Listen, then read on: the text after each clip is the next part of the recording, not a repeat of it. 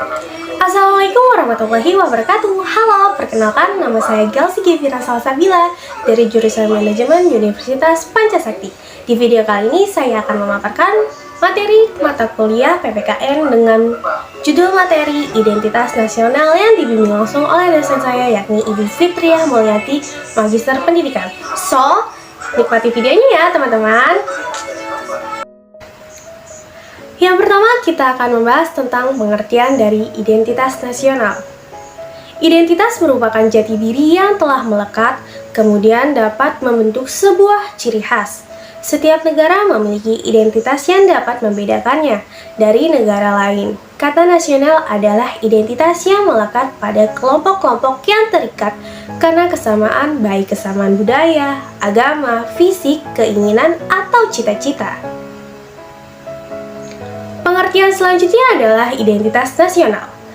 Identitas nasional adalah kepribadian nasional atau jati diri nasional yang dimiliki suatu bangsa, yang membedakan bangsa satu dengan bangsa yang lainnya.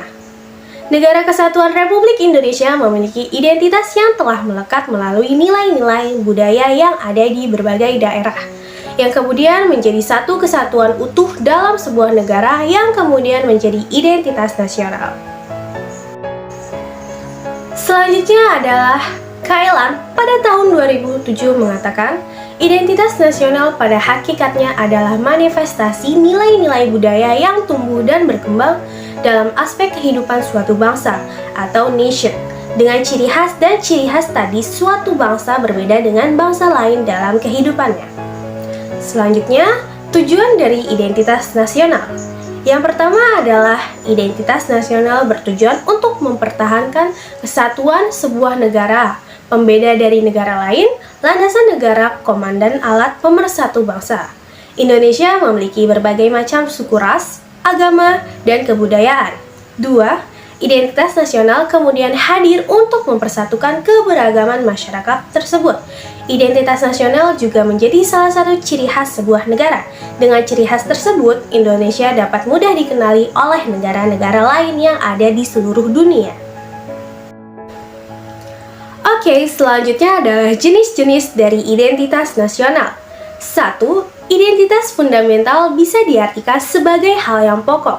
2. Identitas bisa diartikan sebagai sebuah alat atau media. 3. Identitas alamiah. Identitas yang satu ini merupakan bersih yang bersifat alami.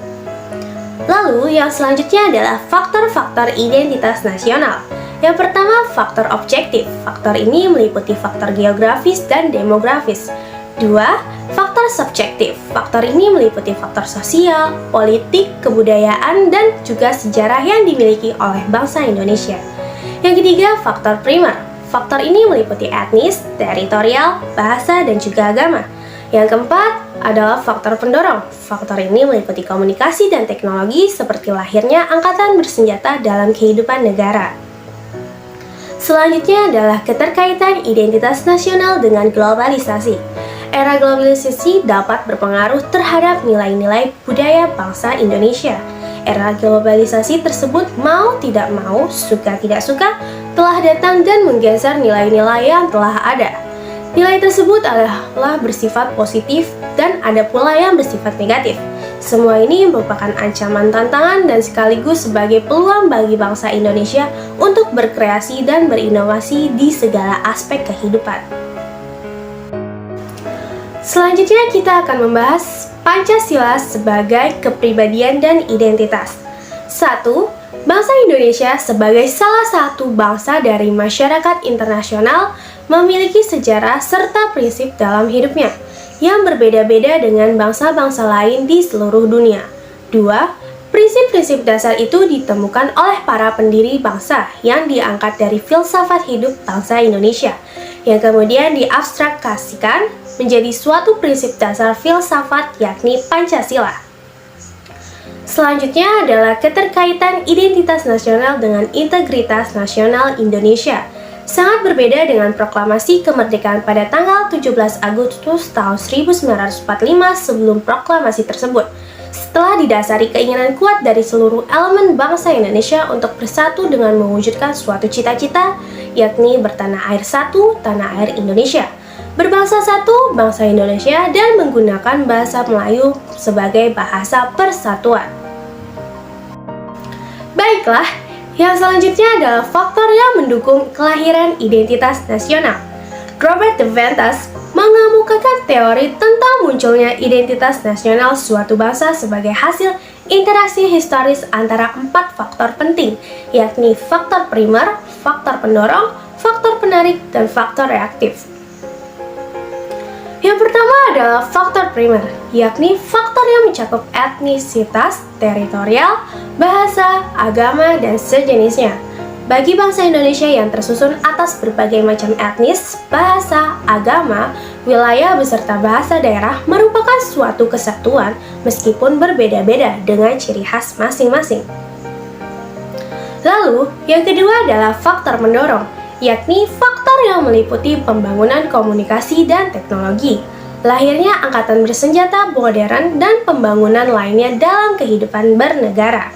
Dalam hubungan ini, bagi suatu bangsa, kemajuan ilmu pengetahuan dan teknologi, serta pembangunan negara dan bangsanya juga merupakan suatu identitas nasional yang dinamis. Lalu yang ketiga adalah faktor penarik, yakni faktor yang meliputi kodifikasi bahasa dalam gramatika yang resmi, tumbuhnya birokrasi dan pemantapan sistem pendidikan nasional. Bagi bangsa Indonesia, unsur bahasa merupakan bahasa persatuan dan kesatuan nasional, sehingga bangsa Indonesia dipilih menjadi bahasa resmi negara dan bangsa Indonesia. Lalu yang terakhir adalah faktor reaktif, yakni faktor yang meliputi pendinasan, dominasi, dan pencarian identitas alternatif melalui memori kolektif rakyat. Bangsa Indonesia yang hampir setengah abad dikuasai oleh bangsa lain, sangat dominan dalam mewujudkan faktor keempat melalui memori kolektif rakyat Indonesia. Demikianlah presentasi yang bisa saya sampaikan. Saya mohon maaf apabila ada kesalahan kata dan kesalahan penulisan. Terima kasih kepada teman-teman karena telah menyaksikan video ini. Wabillahi taufiq wal hidayah. Wassalamualaikum warahmatullahi wabarakatuh. See you!